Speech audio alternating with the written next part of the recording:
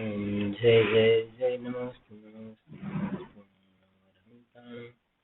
नमो सिद्धाणं नमो ऐरियाणं नमो वज्रायणं नमो देवी सर्वसां नमः समय साराय स्वानुभूत्या चकासते चित्स्वभावाय भावाय सर्वभावान्तरच्छिदे तीन भुवन में सार वीतराग विज्ञानताम शिव स्वरूप शिव काल नमः त्रियोग संहारी के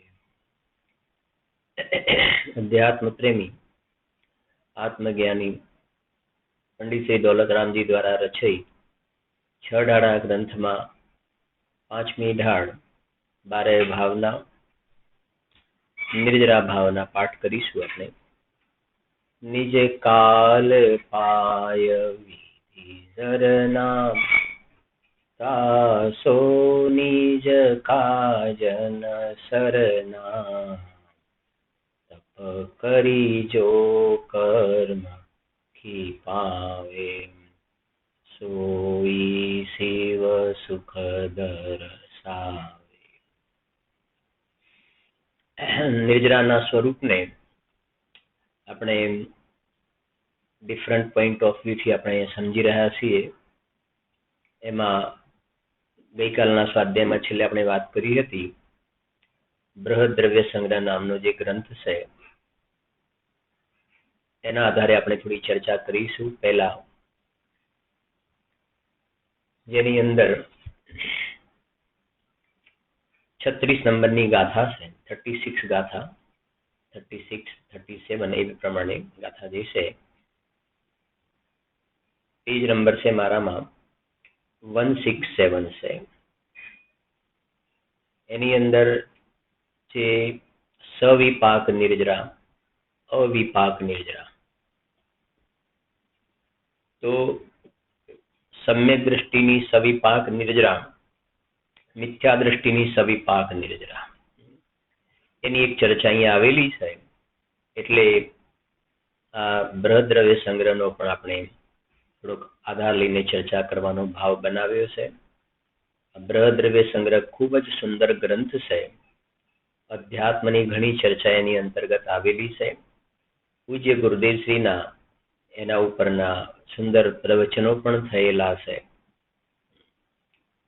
एक गाथा आवे छे एनी अंदर सव्वे शुद्धाहु शुद्धणया आ बहु प्रसिद्ध सूत्र है।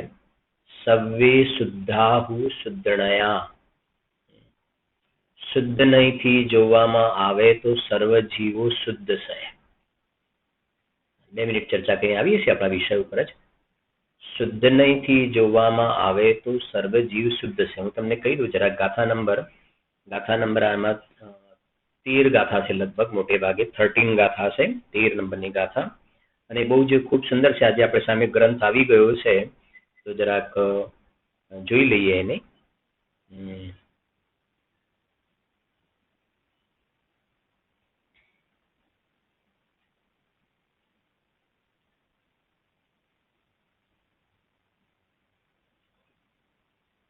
जो पेज नंबर 38 से मारा में 13 नंबरनी गाथा है।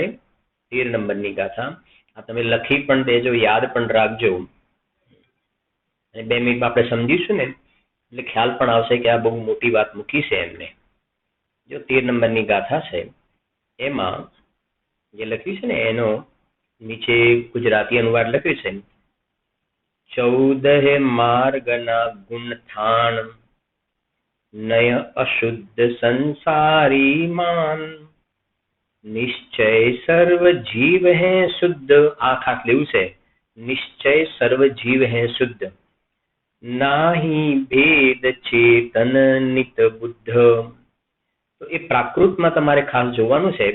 प्राकृत में बीजी लाइन में सेकंड लाइन में छेल्लुं पद छे आ सव्वे शुद्धाहु शुद्ध नया। बहुत सुंदर छे। आटलू खास तमारी याद पण राखी देवानुं। 13 नंबरनी गाथा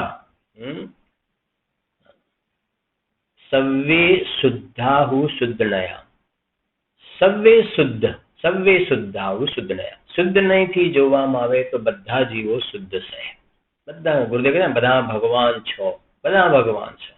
એનું નામ શુદ્ધ નહીંથી જોવામાં આવે. શુદ્ધ નહીંથી જોવામાં આવે એની અંદર તમે મનુષ્ય, તિર્યંચ, દેવ, નારકી, મિથ્યા દ્રષ્ટિ, સમ્યક દ્રષ્ટિ, રાગી, દ્વેષી, ક્રોધી એ બધું સાઈડમાં કરી દો. પર્યાયને સાઈડમાં કરી દો. પર્યાયને નહીં જો. એની પર્યાયની પાછળ રહેલું જે રૂ ટકવા વાળું તત્વ છે એને તમે જુઓ. એ તો બધાનું સમાન છે. સમાન છે, બધામાં ઇક્વલ છે. ઇક્વલ, કોઈ ફરક નથી. તો વસ્તુમાં જે બે પાર્ટ હોય છે, દ્રવ્ય જે છે વસ્તુ, એની અંદર બે પાર્ટ, એક ટકવા વાળું અને એક પલટવા વાળું. એક ટકવા વાળું અને એક પલટવા વાળું. બરાબર છે કે નહીં?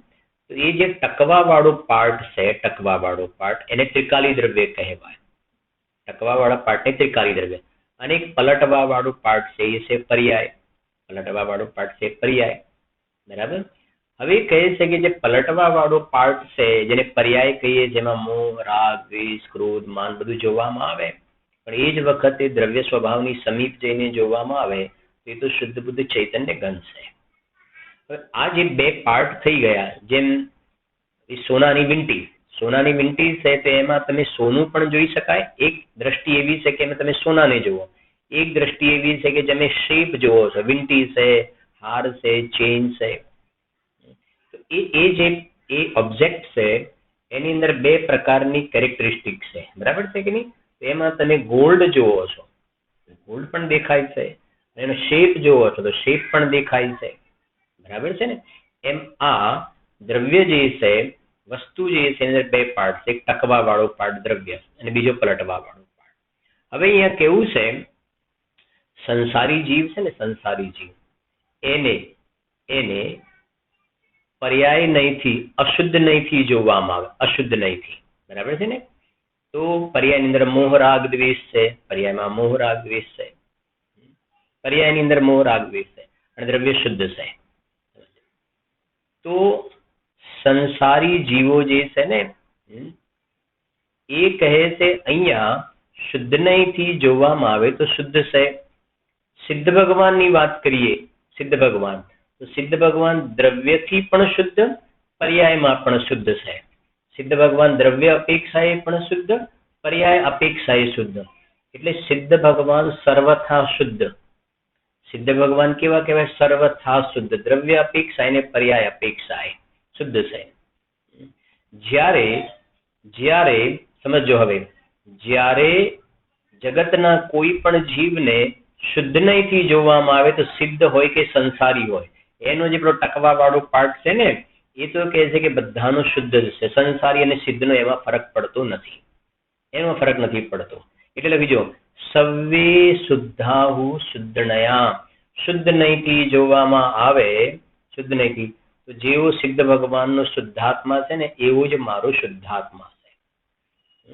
સિદ્ધ ભગવાન અને મારા શુદ્ધાત્મા અને સિદ્ધ ભગવાનના શુદ્ધાત્મામાં કોઈ ફરક નથી. પણ કયા નહીંથી? શુદ્ધ નહીંથી બધા શુદ્ધ છે. હવે સિદ્ધ ભગવાન સર્વથા શુદ્ધ છે. બરાબર સમજો, સિદ્ધ ભગવાન સર્વથા શુદ્ધ છે. જ્યારે હું સર્વથા શુદ્ધ નથી, શુદ્ધ નહીંથી શુદ્ધ છું. સર્વથા જો હું શુદ્ધ કહું ને તો દ્રવ્યથી શુદ્ધ અને મારી પર્યાયમાં પણ મોહ, રાગ, દ્વેષ ન હોવો જોઈએ. વાત ખ્યાલ આવી ગઈ ને આખી વસ્તુ? સિદ્ધ ભગવાન સર્વથા શુદ્ધ, હું શુદ્ધ નહીંથી શુદ્ધ. અને હું શુદ્ધ નહીંથી શુદ્ધ. શુદ્ધ નહીંથી શુદ્ધ કોણ? કે જગતમાં જેટલા જીવ છે ને સવ્વે શુદ્ધા. હું જ શુદ્ધ નહીંથી શુદ્ધ નહીં, હું શુદ્ધ નહીં. જગતમાં જેટલા પણ જીવ છે, ભવ્ય હોય, અભવ્ય હોય, એકેન્દ્રિય હોય, પંચેન્દ્રિય હોય, સંસારી હોય, સિદ્ધ હોય, નારકી હોય, દેવ હોય, બધાને શુદ્ધ નહીંથી જોવામાં આવે તો શુદ્ધ છે. એનું નામ છે સવ્વે શુદ્ધાહુ શુદ્ધનયા. ફરીથી કહીને આપણે આગળ આવી જઈએ આપણા વિષય ઉપર. સિદ્ધ ભગવાન સર્વથા શુદ્ધ. એવી રીતે મારામાં સર્વથા શબ્દ નહીં લાગે. મારામાં મારે શુદ્ધ જોવું છે ને તો મારે શુદ્ધ નહીંથી હું શુદ્ધ. શુદ્ધ નહીંથી કોણ શુદ્ધ? સંસારી કે સિદ્ધ? શુદ્ધ નહીંથી કોણ શુદ્ધ?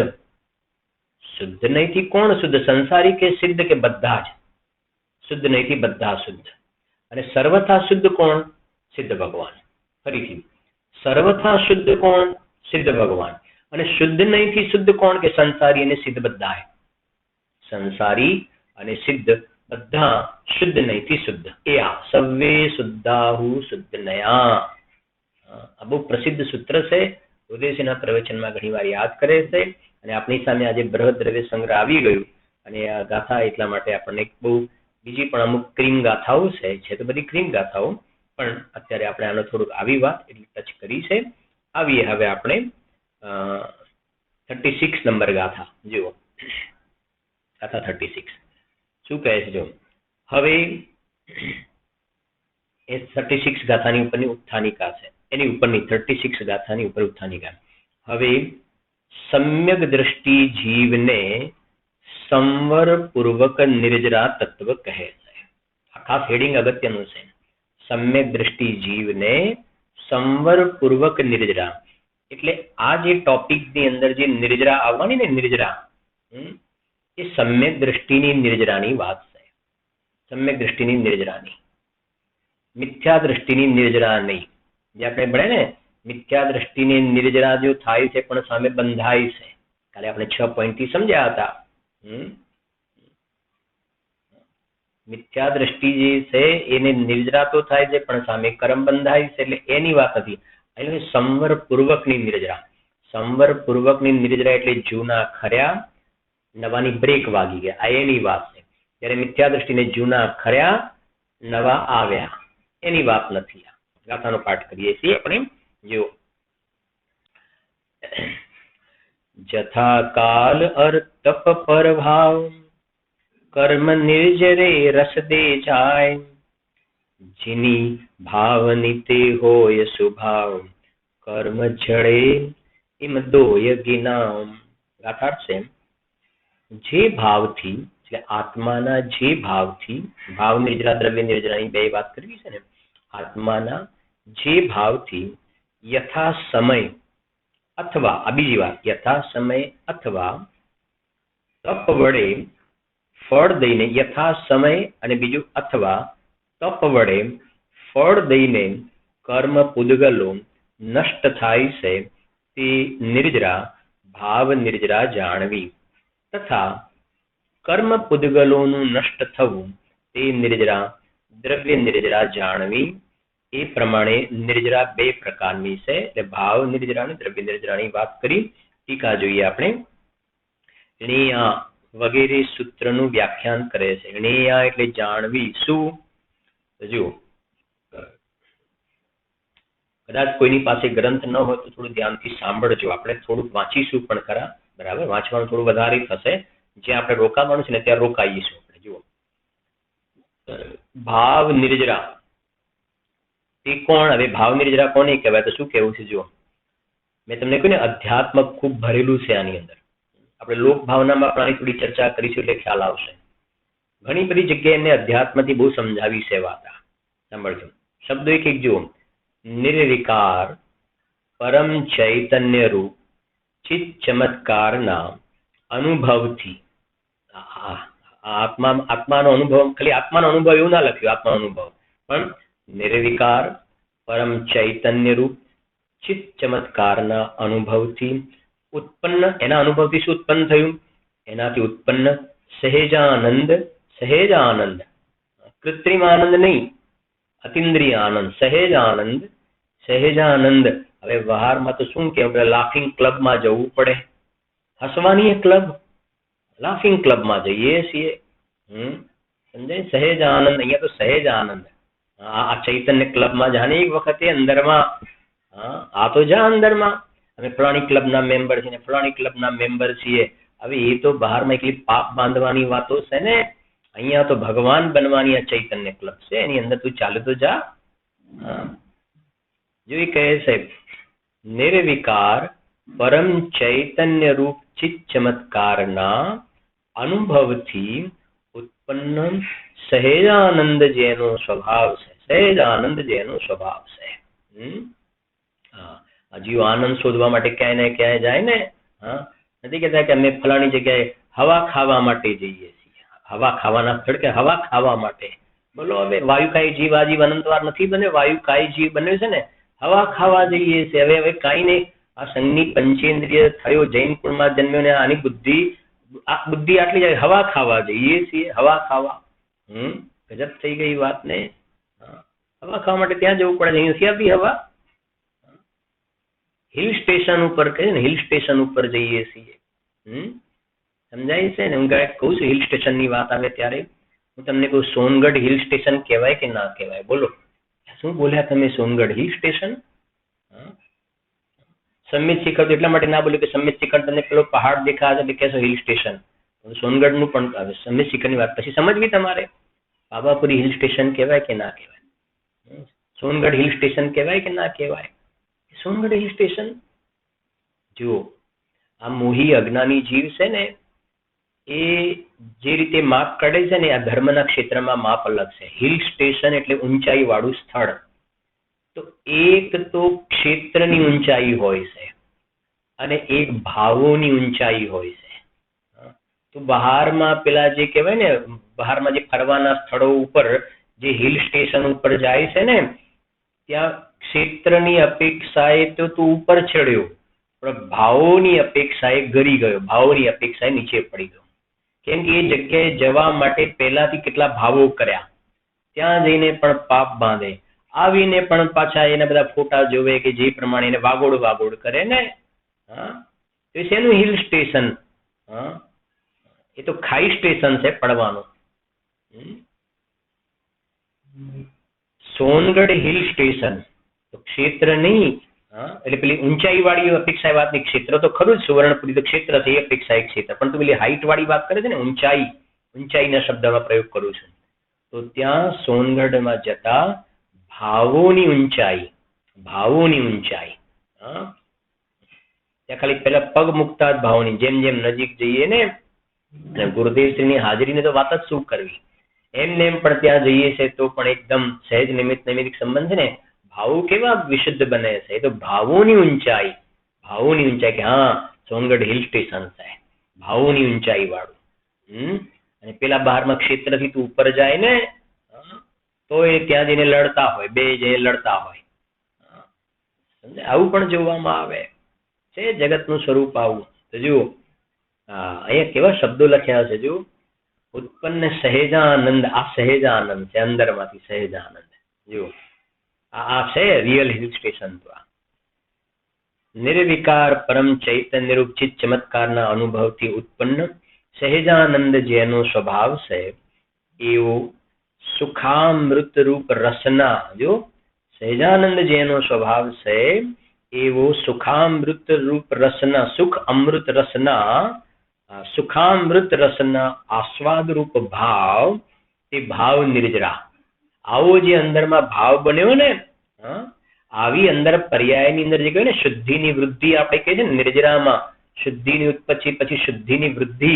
તો આવા પ્રકારની અંદરમાં આનંદનો જે પરિપાક થાય છે, સહેજાનંદનો અતિન્દ્રિય આનંદનો જે પરિપાક થાય છે ને, એને ભાવ નિર્જરા કહેવામાં આવે છે. એને ભાવ નિર્જરા. જે ભાવથી, એટલે જીવના પરિણામથી આવા જે જીવના ભાવ થાય ને, એનાથી શું થાય છે?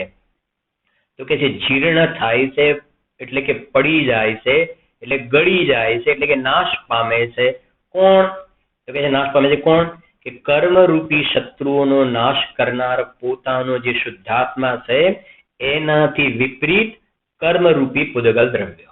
કર્મરૂપી પૂદગલ દ્રવ્ય જે છે ને, એ અંદરમાં આવી જ્યાં ભાવોની વિશુદ્ધિ થઈ, ભાવ નિર્જરા થઈને, તો આ બાજુ દ્રવ્ય કર્મ જળ કર્મ છે નિર્જરી જાય છે, એ નિર્જરી જાય છે. બરાબર? હવે કે સાંભળજો, કેવું થઈને? તો સાંભળજો હવે, કેવું થઈને? તો ભૂત રસમ એટલે પોતાના ઉદયનો કાળ પ્રાપ્ત થતા. હવે આટલે જ ખાસ સમજવાનું છે. સવિપાક અવિપાકની અહીંયા બેઝ બન્યો છે, અને પછીની ગાથામાં એ આને કન્ટિન્યુ કરતા આગળ કહે છે. સાંભળજો, પોતાના ઉદયનો કાળ પ્રાપ્ત થતા જીવને, આ સમ્યક દ્રષ્ટિની વાત ચાલી રહી છે, ખાસ યાદ રાખવાનું, સવિપાક નિર્જરા અને અવિપાક નિર્જરા. પોતાના ઉદયનો કાળ પ્રાપ્ત થતા જીવને સાંસારિક સુખ કે દુઃખ રૂપે ફળ આપીને, કાલે આપણે જોયું હતું ને, સમયસાની 194 વેદન સાતા અસાતાને અતિક્રમતું નથી.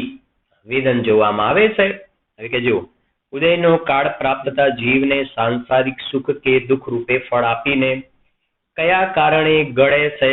તો એક પેલું પોતાના સમયે પાકતી કેરીની જેમ, જે આપણે આજે ટાઈમ રહેશે તો આજે નહીં તો કાલના સ્વાધ્યાયમાં આવશે. મંગતરાયજીની ભાવના, જયચંદજી છાબડાજીની ભાવના આવશે.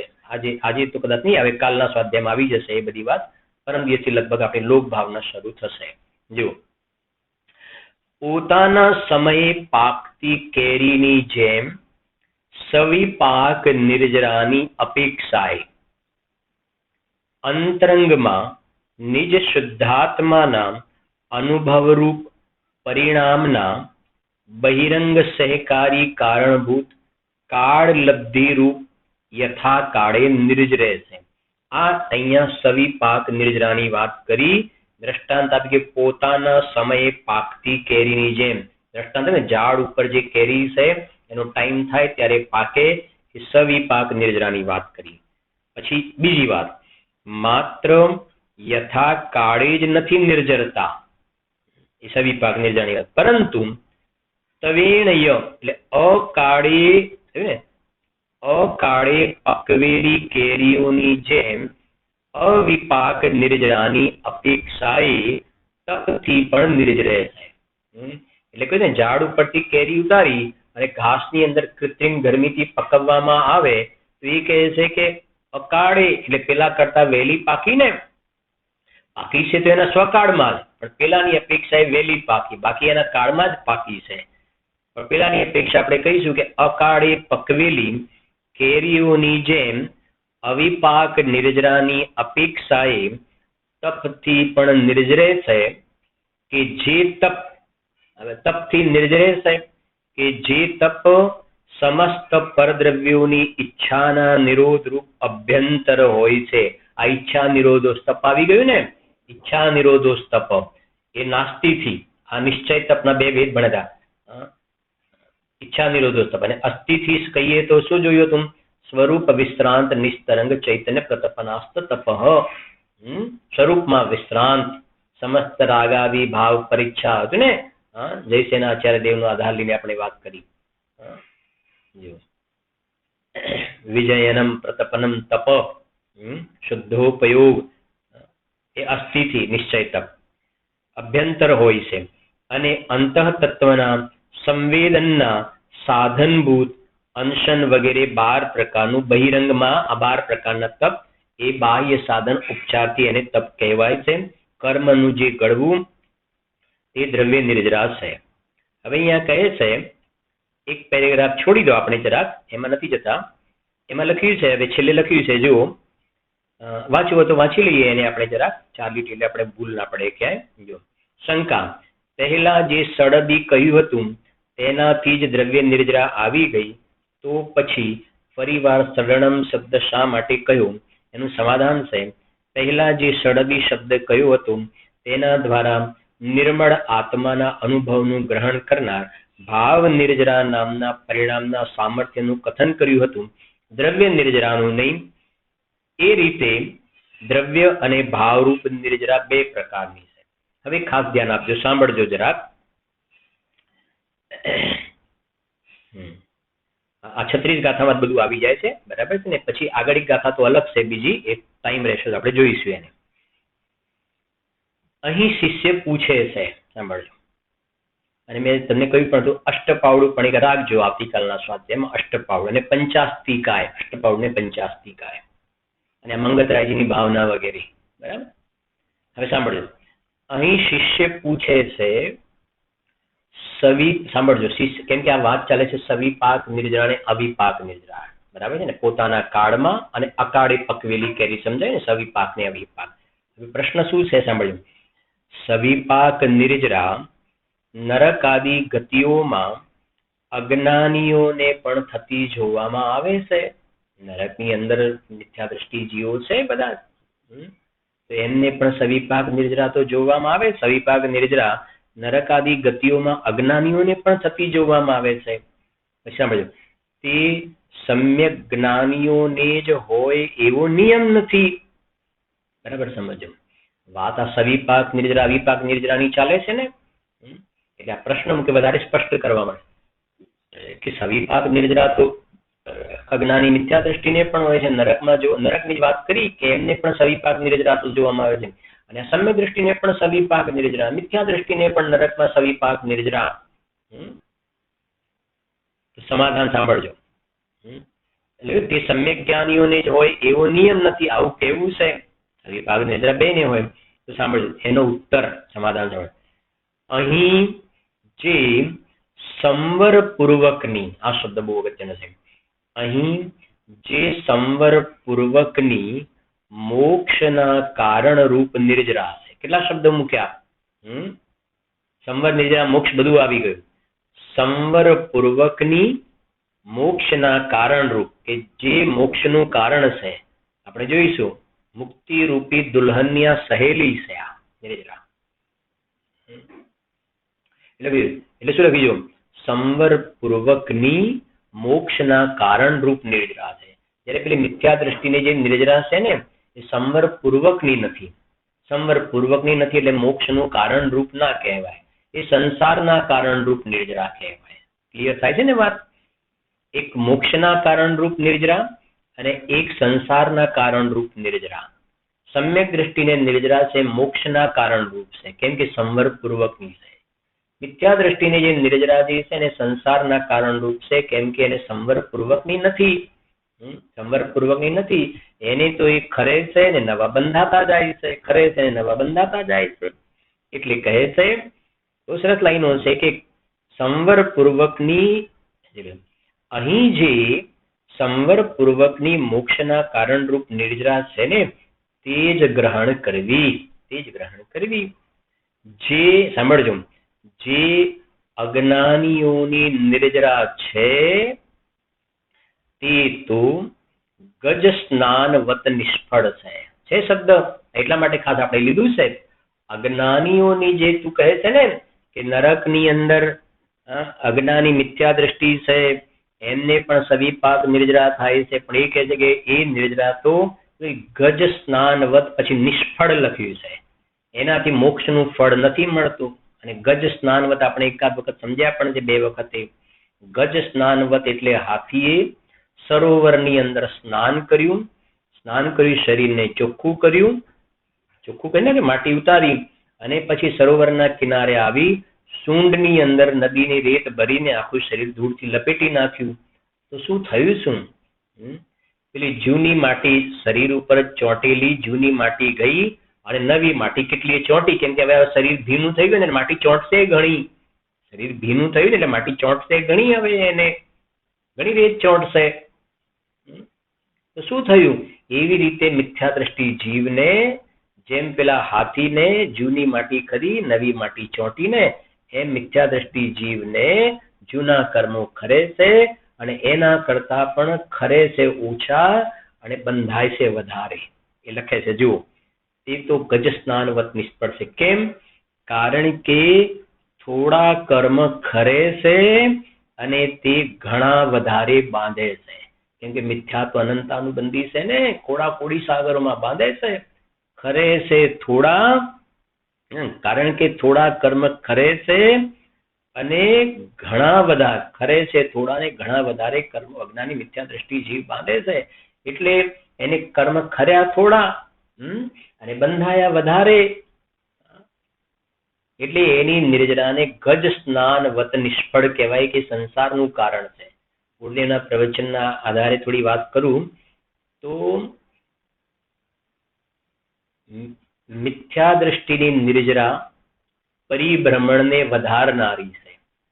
આ સમ્યક દ્રષ્ટિને જે સવિપાક નિર્જરા છે પરિભ્રમણને ઘટાડનારી નિર્જરા છે. પરિભ્રમણને ઘટાડનારી નિર્જરા.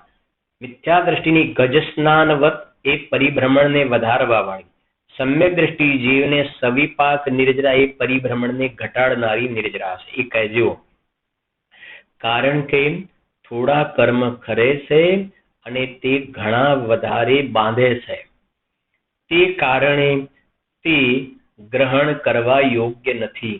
મિથ્યા દ્રષ્ટિની સવિપાક નિર્જરાને ગણતરીમાં લેવાય નહીં, કેમ કે એને ખરે થોડાને બાંધે વધારે ગણતરીમાં ન લેવાય.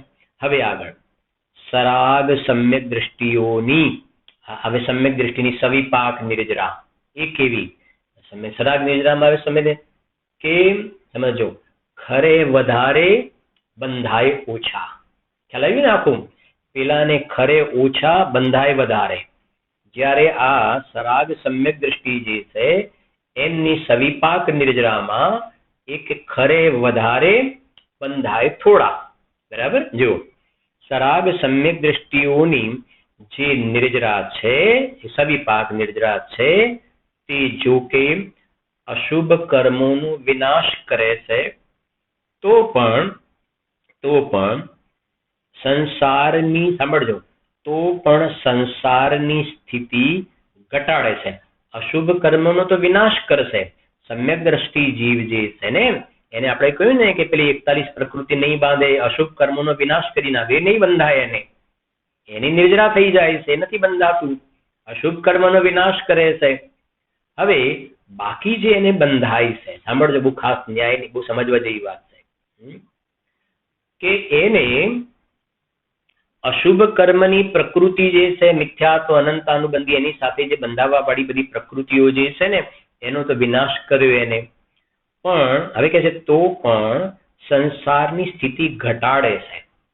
કેમ કે પછી આપણે અવિપાક નિર્જરા લેવી છે. સમજજો, એટલે આ સવિપાક નિર્જરા સમ્યક દ્રષ્ટિની સંસારની સ્થિતિ શું કરે છે? ઘટાડે છે. ગુરુદેવ શબ્દોમાં કહે ને સમ્યક દર્શન થયા પછી એના ભવ વધતા નથી ને ભવ બગડતા નથી. 2-5 ભવમાં મોક્ષે ચાલ્યો જાય. એવું આપણે કહીએ ને, એને અલ્પકાળમાં મોક્ષે ચાલ્યો જશે. એને સમ્યક દર્શન થયું ને એટલે કિંચિત ન્યૂન અર્ધ પૂતગલ પરાવર્તનમાં મોક્ષે ચાલ્યો જશે. અને તો કદાચ છૂટી જાય ને ફરી પ્રગટ કરી લે એની વાત છે. પણ સમ્યક દર્શન કન્ટિન્યુ રહ્યું ને તો આપણે જયારે જોઈએ છે ક્યારેક વચ્ચે કહ્યું પણ કે સીતાજી અહીંયા હતા, સમ્યક પ્રાપ્ત કર્યું, સ્વર્ગમાં ગયા, 16મા સ્વર્ગમાં પ્રતિન્દ્ર, ત્યાંથી અહીંયા આવશે, અહીંયા આવી અને પાછા સ્વર્ગમાં જશે અને ત્યાંથી અહીંયા આવીને મોક્ષે ચાલ્યા જશે. તો સવિપાક નિર્જરા થઈને, સવિપાક નિર્જરા થઈ એટલે સમ્યક દ્રષ્ટિની સવિપાક નિર્જરા એ સંસારની સ્થિતિને ઘટાડે છે.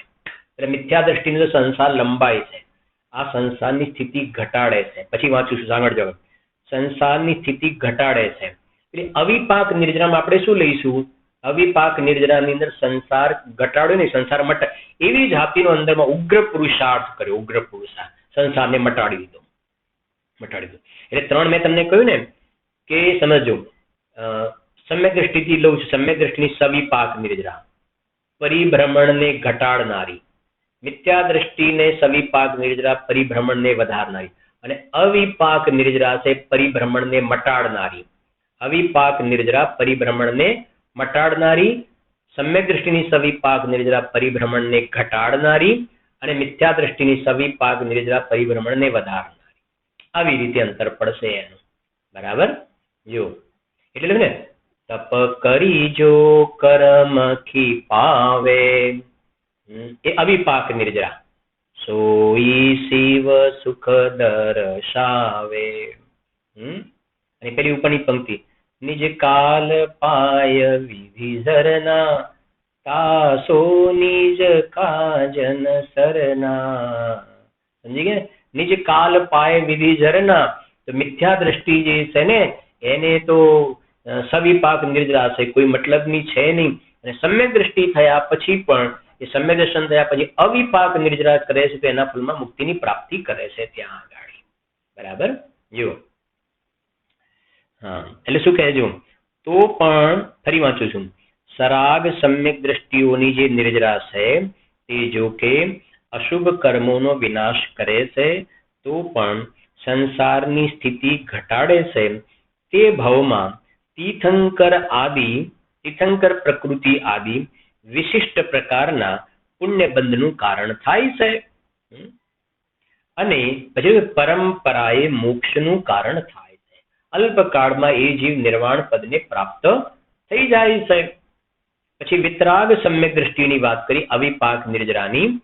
તો વિતરાગ સમ્યક દ્રષ્ટિઓને પુણ્ય અને પાપ બંનેનો નાશ થતા, પુણ્ય અને પાપ બંનેનો નાશ થતા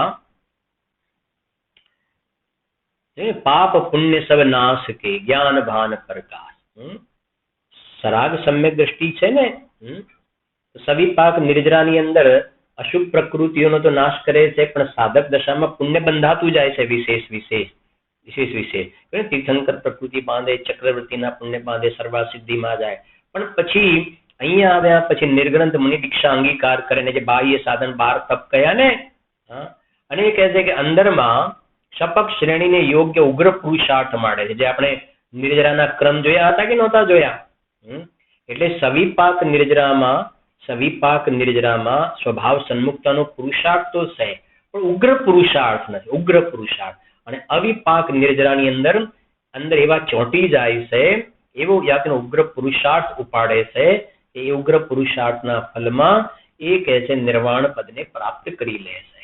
જો કહે છે એટલે વિતરાગ સમ્યક દ્રષ્ટિઓને પુણ્ય અને પાપ બંનેનો નાશ થતા તે ભવમાં પણ મુક્તિનું કારણ થાય છે. એ ભવની અંદર પણ મુક્તિનું કારણ થાય છે. એ અહીંયા વિતરાગ સમ્યક દ્રષ્ટિ કહીને મૂળ એમને જે વાત કરી સવિપાક અને અવિપાક નિર્જરા, એક ઝાડની ડાળી પર એના ટાઈમે પાકેલી કેરી અને એક ઘાસમાં કૃત્રિમ ગરમીથી પકાવેલી કેરીની વાત છે.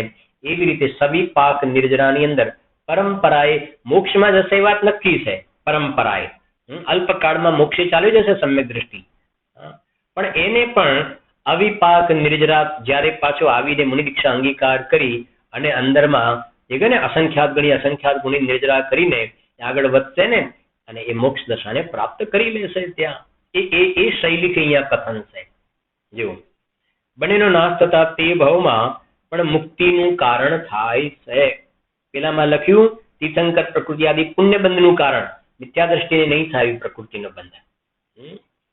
શ્રી કુંદકુંદ આચાર્ય દેવ તે જ કહ્યું છે કે અજ્ઞાની જે કર્મો લાખો કરોડ ભવમાં ખપાવે છે, તે કર્મો જ્ઞાની ત્રિગુપ્તિમાં ગુપ્ત થઈને ઉચ્છ્વાસ માત્રમાં ખપાવે છે. અષ્ટાનિકા મહાપર્વના માંગલિક દિવસો ચાલી રહ્યા છે ને, રોજ આપણે યાદ કરીએ છીએ નંદીશ્વર દ્વીપને. અહીંયાથી 8મા નંબરનો જે નંદીશ્વર દ્વીપ છે, 163 કરોડ 84 લાખ યોજન, એટલે એનું માપ આપણે જોયું પણ હતું. એની 4 ડિરેક્શનની અંદર અહીંયાથી આમ જ લેવું હંમેશા. મેં તમને કહ્યું પૂર્વ, બરાબર, પછી સાઉથમાં આવવું, પછી પશ્ચિમમાં અને પછી નોર્થમાં જવું, આ પ્રમાણે ક્રમ. એની અંદર આપણે જોયું હતું એક ડિરેક્શનમાં જોયું તો વચ્ચે એક અંજનગીરી, 4 દિશામાં દધીમુખ અને 2 કોર્નરમાં એ પ્રમાણે રતિકર. તો એક ડિરેક્શનમાં 13 આપણે જોયા, એમાં એક અંજનગીરી, 4 દધીમુખ અને 8 રતિકર. બરાબર. એ જે પર્વત જે આવેલા છે ને, દેવો વગેરે ત્યાં જાય છે ને, એમાં સવિપાક વાળા, 2 સવિપાક વાળા, એક મિથ્યા દ્રષ્ટિ સવિપાક વાળા, એક સમ્યક દ્રષ્ટિ સવિપાક વાળા 2 છે ને. એક પરંપરાએ મોક્ષે જવા વાળા, ત્યાંથી આવશે ને, સૌધર્મેન્દ્ર વગેરે પણ જતા હશે ને. તો દેવો ત્યાં ગયા તો ત્યાંથી આવીને અહીંયા નિર્ગ્રંથ મુનિ દીક્ષા અંગીકાર કરી અને આ બીજી અવિપાક નિર્જરા ક્ષપક શ્રેણી માંડીને મોક્ષે પધારશે. અને પેલા મિથ્યા દ્રષ્ટિ જીવો જે છે ને, એ પણ દેવો ગયેલા હશે ને. એ પુણ્યમાં ક્યાંય ને ક્યાંય રોકાઈ જાય, રસ લઈને રોકાઈ જાય, અજ્ઞાન દશામાં આવીને પછી ત્યાંથી આવે અને બસ પોતાનું કાર્ય ન સદાય તો સંસારની અંદર પરિભ્રમણ એનું ચાલુ રહેશે. દેવનું પુણ્ય છે ને, તહતે છે થાવર તંધરે, થાવર એકેન્દ્રિયમાં પણ આવી જાય મિથ્યા દ્રષ્ટિ. ભવનવાસી વ્યંતર જ્યોતિષી જે છે ને, એમાંથી તો કેટલાય દેવો મરીને એકેન્દ્રિયમાં જન્મ લે છે મિથ્યા દ્રષ્ટિ. સમજાય છે કે નહીં? એટલે મૂળ વસ્તુ તો સમ્યક દર્શન સ્વાનુભૂતિ છે. અને સમ્યક દર્શન થયું તો પરંપરાએ અલ્પકાળમાં જીવ મોક્ષે પધારશે. અલ્પકાળમાં એટલે 100માં દોરો પરોવી લે, સમ્યક દર્શન પ્રાપ્ત કરી લે તું. જો તો ત્યાં જે પર્વતની વાત કરીને થોડીક આપણે, તો વચ્ચે જે અંજનગીરી પર્વત આપણે રોજ સમજાય છે કે જે અંજનગીરી પર્વત છે, જે કેવો એનો શેપ કેવો હોય છે, જે પેલા ઢોલ વગાડવાના છે ને, ઢોલ બંને બાજુ આ પ્રમાણે ડ્રમ ફ્લેટ હોય અને આ પ્રમાણે સિલિન્ડ્રિકલ.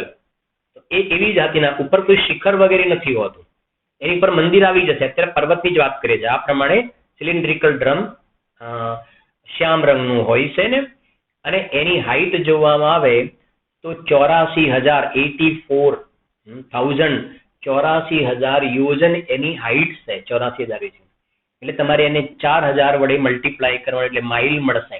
એટલે તમે ગણશો ને 33 કરોડ અને 60 લાખ, સમજાય ને, 33 કરોડ અને 60 લાખ, 33 કરોડ ને 60 લાખ, 33 કરોડ અને 60 લાખ, 60 લાખ માઇલ એ 33 કરોડ એની હાઈટ છે. એટલી 33 કરોડ થાય.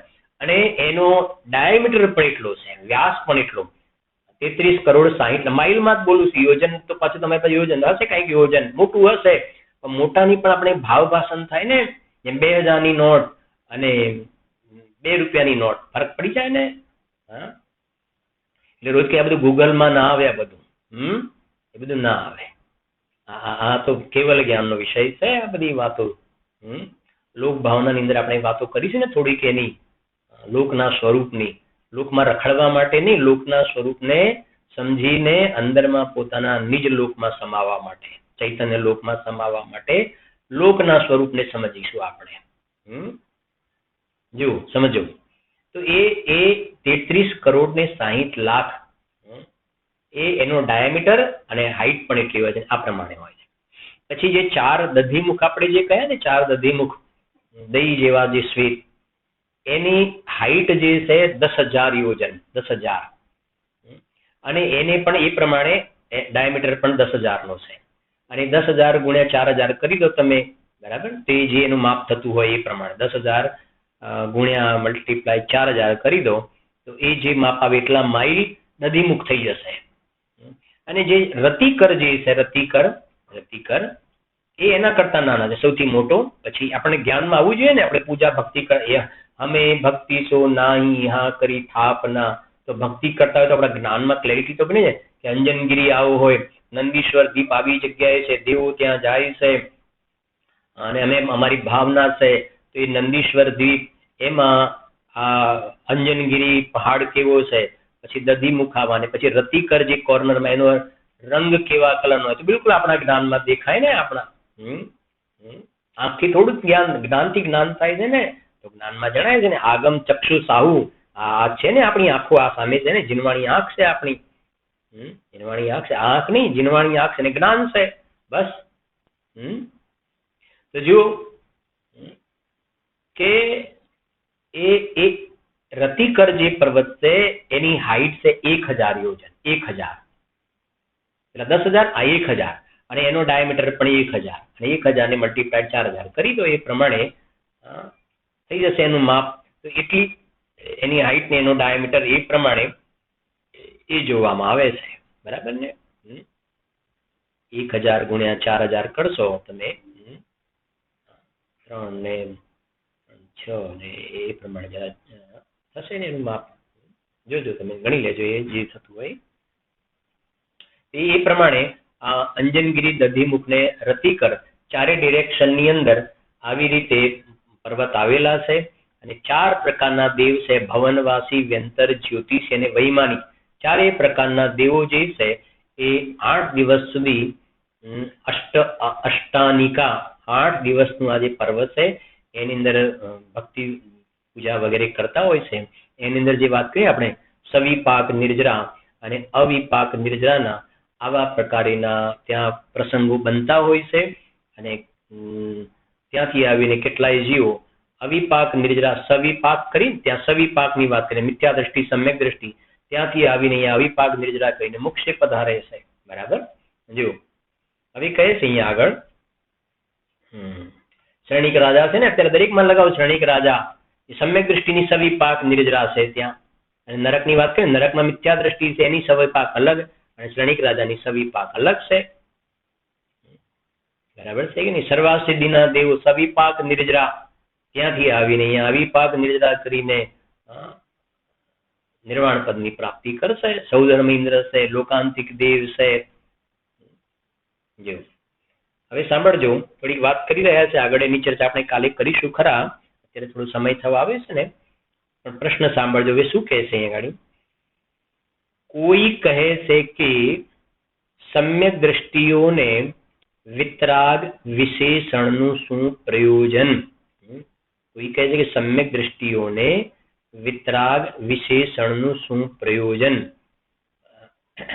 રાગાદી હે છે એ ભાવ મારા નથી એ પ્રમાણે ભેદ વિજ્ઞાન થતા તેને રાગનો અનુભવ થવા છતાં પણ જ્ઞાન માત્રથી મોક્ષ થઈ જાય છે, તો પછી વિતરાગ વિશેષણનું શું પ્રયોજન છે? શું કહેવું છે એ ગાડી? સમ્યક દ્રષ્ટિઓને વિતરાગ વિશેષણનું શું પ્રયોજન? સમ્યક દ્રષ્ટિ હોય તો વિતરાગ હોય જ ને, તો વિતરાગ સમ્યક દ્રષ્ટિ એવું શું કામ લખો છો તમે? પ્રશ્ન ખ્યાલ આવે ને? વિતરાગ સમ્યક દ્રષ્ટિ એવું શું કે? સમ્યક દ્રષ્ટિ તો વિતરાગ જ હોય. તો સમ્યક દ્રષ્ટિઓને વિતરાગ વિશેષણ એની આગળ વિતરાગ શા માટે લગાવવામાં આવે છે એ સંબંધની ચર્ચા આપણે આવતીકાલે કરીશું. એટલે આજે જે આપણે ડિસ્કસ થયું ને સવિપાક ને અવિપાકનું જ્ઞાનીનું, એ સંબંધની આવતીકાલના સ્વાધ્યાયમાં હજુ વધારે થોડીક એને સપોર્ટ કરવા વાળી વાત આવતીકાલના સ્વાધ્યાયમાં આવશે. એ વખત એની ચર્ચા કરીશું.